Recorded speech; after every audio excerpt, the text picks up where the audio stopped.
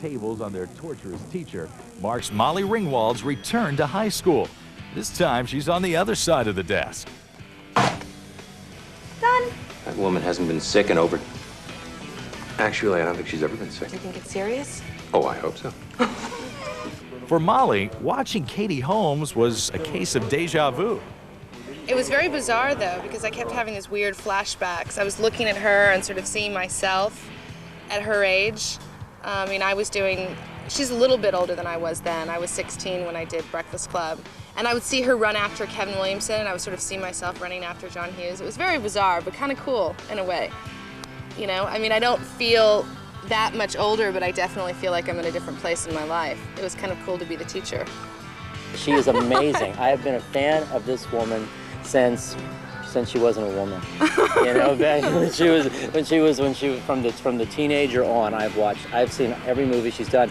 Another cast member high on Kevin's list is the woman who brings Mrs. Tingle to life. I've got Helen Mirren, who just makes me look good every day of my life, because I just walk in there and go, just action, and she just does it, and then we do it again, and she does it even more brilliant and different, and she's just the most amazing. I think she could easily be, if one of the best actresses we have alive today. She just snaps you into the moment, and there's no going back, and it's like, oh my God, she is Tingle, and then to be able to have the experience of being in that scene with her, and then I would go and I saw some rough cuts of the movie, and to see what transcended onto film, it's like, no wonder she's Helen Mirren. I mean, because you forget that, because this person becomes your friend, and then oh yeah, they happen to be extremely talented and wonderful at their job. I forgot about that small detail.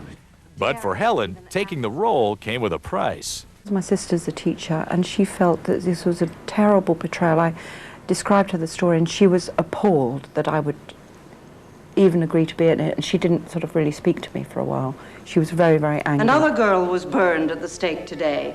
I fear William Griggs will point to me next. It's completely factual. She was ultimately burned at the stake. Always the victim, aren't we, Miss Watson?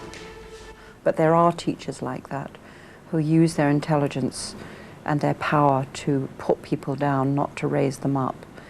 And I said, then there have been a lot of movies about nice, good teachers who've raised people up. You know, there could be one movie about a horrible teacher.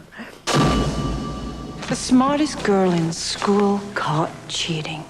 It'll be scandalous. Bringing this cross-generational cast together is one of Hollywood's hardest working writers, Kevin Williamson. I'm just such a workaholic, I can't sort of stop and breathe sometimes. Williamson's career took off with teen thrillers Scream, Scream 2, and I Know What You Did Last Summer.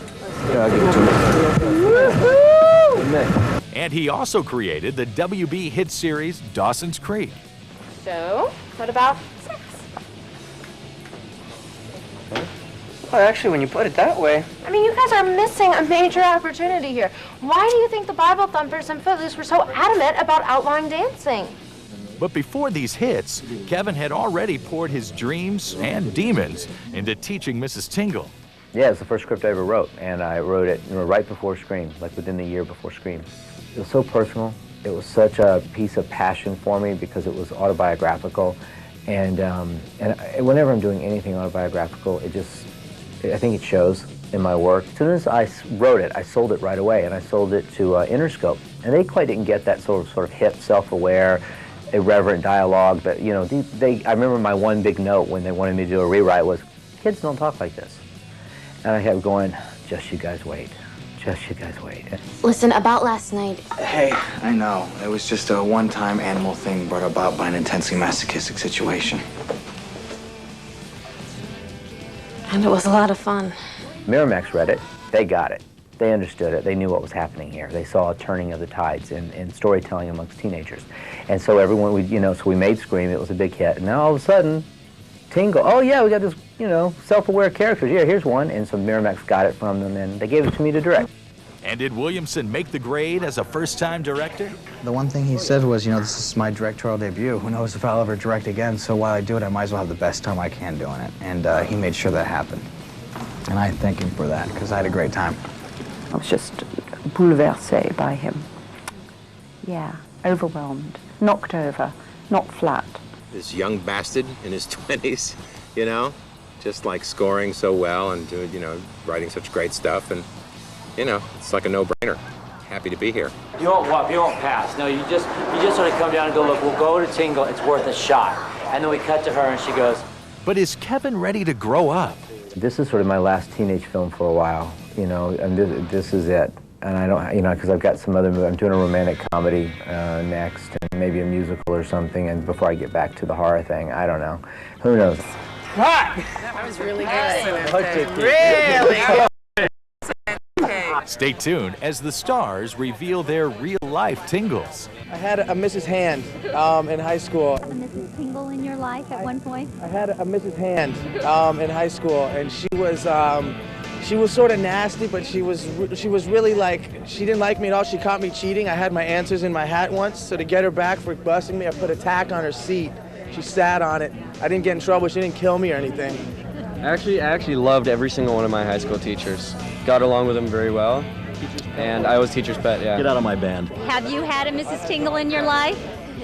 Not specifically, but I think I've had people in my life who, you know, haven't always been the most supportive in certain circumstances, so it was kind of fun to have that little sweet revenge. I think everyone has. Absolutely. I had a few of them. 2 in particular. Was there anything that you did to get back at them? No. No. Taking the fifth, right? Just in case they're watching. No, I never did. I always sort of plotted what I would do, you know, well, one day I'm going to say their name in an interview, one day I'm going to, you know, and then just like, you know what, you go on, you move on. We were especially interested to see if writer-director Kevin Williamson had a Mrs. Tingle. I did have a Mrs. Tingle. She was my English teacher, and she just tormented me, and she told me I'd never be a writer. She would rip my stories up in class, and this is sort of my revenge fantasy, just get back at her, and also hopefully tell a story about the Mrs. Tingle that we've all had. I mean, I think everyone can relate. Everyone has had that one evil teacher that tormented them, and they don't know why. And this is sort of that movie for all those people. Thanks for watching Behind the Scenes. Next time, Sharon Stone gets a new hairdo.